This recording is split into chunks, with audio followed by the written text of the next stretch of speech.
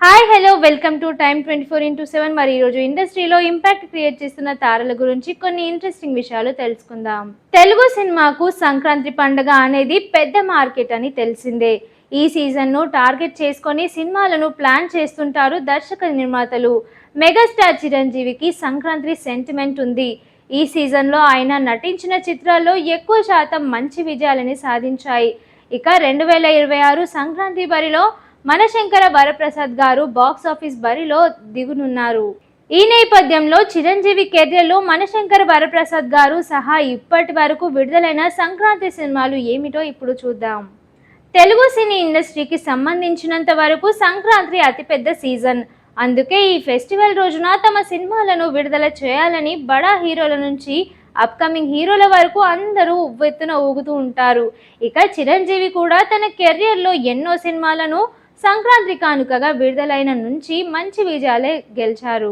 ఇంకా కొన్ని పరాజయాల పాలు కూడా అయ్యారు. మొత్తంగా సంక్రాంతి సీజన్లో విడుదలైన హిట్స్ ఫ్లాప్స్ మూవీస్ ఏంటో ఇప్పుడు ఓ లుక్ వేద్దాం. ఇక చూసుకున్నట్టయితే ఒకటోది తాయారమ్మ బంగారయ్య. 12 జనవరి 1979 విడుదలై తాయారమ్మ బంగారయ్య చిత్రం నటుడిగా చిరంజీవికి తొలి చిత్రం.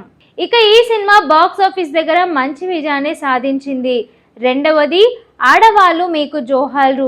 12 జనవరి 1981 విడుదలై ఆడవాళ్ళు మీకు జోహార్లు సినిమా కె బాలచందర్ దర్శకత్వంలో తెరకెక్కిన ఈ సినిమా బాక్స్ ఆఫీస్ దగ్గర పెద్దగా వర్కౌట్ కాలేదు. ఇందులో చిరు సెకండ్ హీరోగా నటించారు. ఇక మూడవది ప్రేమ పిచ్చోళ్ళు.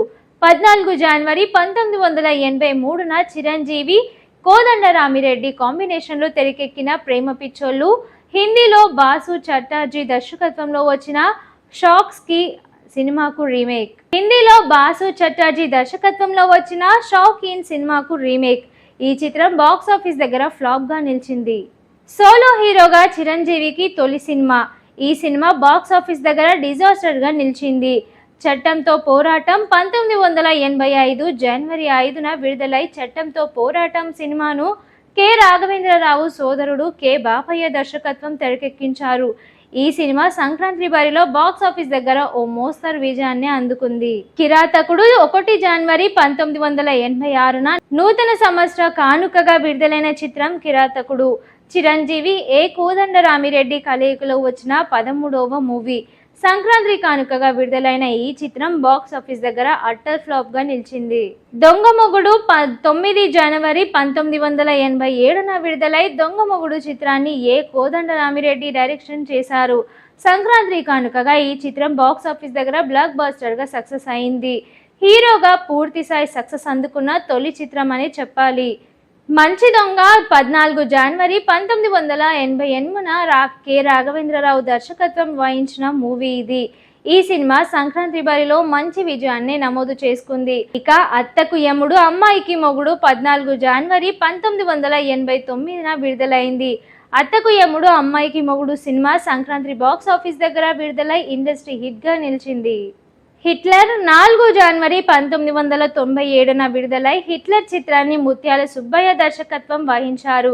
సంక్రాంతికి ఓ వారం ముందు విడుదలైన ఈ సినిమా బాక్స్ ఆఫీస్ దగ్గర మంచి విజయాన్ని నమోదు చేసుకుంది.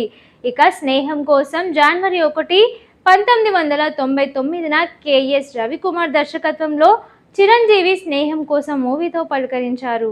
1999 తొలి ఏడాది మరియు సంక్రాంతి కానుకగా విడుదలైన ఈ మూవీ బాక్స్ ఆఫీస్ దగ్గర యావరేజ్ గా నిలిచింది.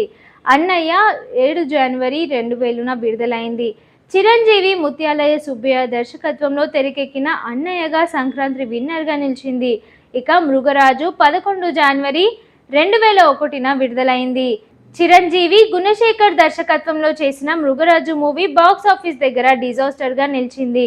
ఇక అంజీ 15 జనవరి 2004 విడుదలైంది.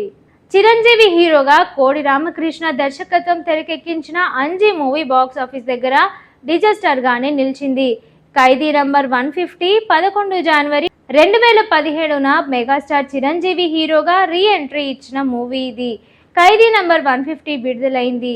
సంక్రాంతి కానుకగా విడుదలైన ఈ మూవీ బాక్స్ ఆఫీస్ దగ్గర సూపర్ హిట్ గా నిలిచింది. వాల్తేరు వీరయ్య ఖైదీ నంబర్ 150 తర్వాత మళ్ళీ సంక్రాంతి బరిలో దిగారు చిరు. అది కూడా బాలయ్య వీరసింహారెడ్డితో. ఈ ఇద్దరు హిట్ కొట్టారు. వీరయ్య 100 కోట్ల కలెక్షన్స్తో ఊపు మీద ఉన్నాడు. మనశంకర వరప్రసాద్ గారు 2026 సంక్రాంతికి అనిల్ రావిపూడి దర్శకత్వం తెరకెక్కించిన మనశంకర వరప్రసాద్ గారు అనే సినిమా విడుదల చేయనున్నారు. ఇది జనవరి 12, 2026 థియేటర్లలోకి వచ్చింది. ఇంతలోనే నయనతార హీరోయిన్ వెంకటేష్ ప్రత్యేక పాత్రలో కనిపించారు. షేర్ చేయండి, లైక్ చేయండి, సబ్స్క్రైబ్ చేయండి. మరిన్ని వీడియోల కోసం బెల్ సింబల్ పై క్లిక్ చేయండి.